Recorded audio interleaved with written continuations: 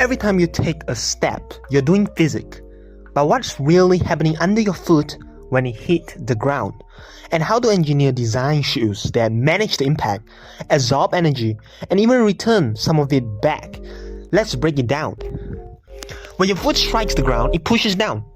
And the ground, it pushes back. That's Newton's third law in action, and it's called the ground reaction force. This force travels up through your bones, muscle, and joints, affecting everything from performance to injury risk. Managing that force is the shoe's most important job. In most shoes, that job falls to the midsole, the spongy layer between your foot and the pavement. This is where energy gets absorbed and stored. The most common material, EVA foam, lightweight, cushioned, responsive. But after a few hundred kilometers, it started to break down. The bounce fades. That's why some shoes use polyurethane, tougher, longer lasting, but heavier. And now, we have supercritical foams, gas-infused material that compress easily and rebound harder. They offer high energy return with minimal weight. But here's the question. Can a shoe be designed so perfectly that it becomes an extension of your body? One that doesn't just support your movement, but amplify it. Because if that's the goal, every choice, every curve, every millimeter of foam matter. Let's go deeper. Hooke's law tells us that force equals stiffness times compression, F equals to Kx. In simpler terms, the foam is a spring. Compress it and it pushes back. Too soft and it bottoms out. Too stiff and you lose cushioning. Engineers tune this balance, designing midsoles that feel just right for different speeds, weights, and use cases. Now, flip the shoes over. The outside handles friction, the thing that keeps you from slipping.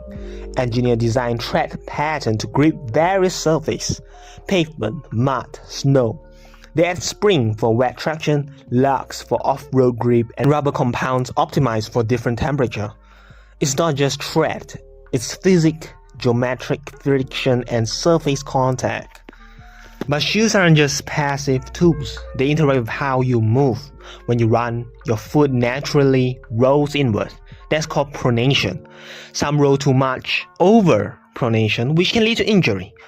Others don't roll enough. To help, engineers build in dual density foam, medial posts or stiff plates to guide motion. Not to control it completely, but to nudge it towards balance. You've probably seen shoes with curved bottom, like they are designed to rock forward. That's a rocker sole. It shifts the center of pressure forward, helping reduce stress on the ankle and big toe. For people with joint pain or for long-distance runner, it makes every step more efficient. Less effort, more motion, all through geometry.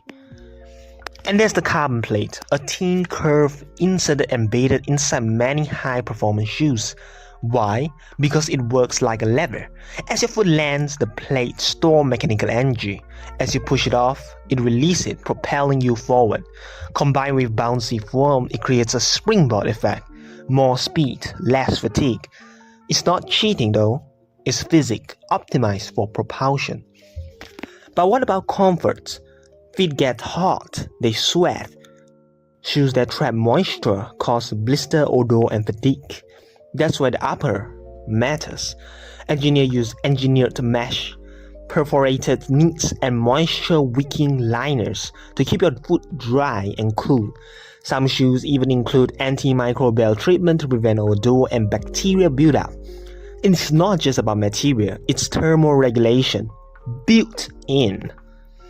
So the next time you tie your shoes, remember this. You're not just putting on foam and fabrics. You're stepping into a system of engineered force, energy transfer, geometric, and biomechanics. A wearable piece of physics. One that responds to you, supports you, and sometimes launches you forward. Thanks for watching, and please subscribe and press the bell for notification.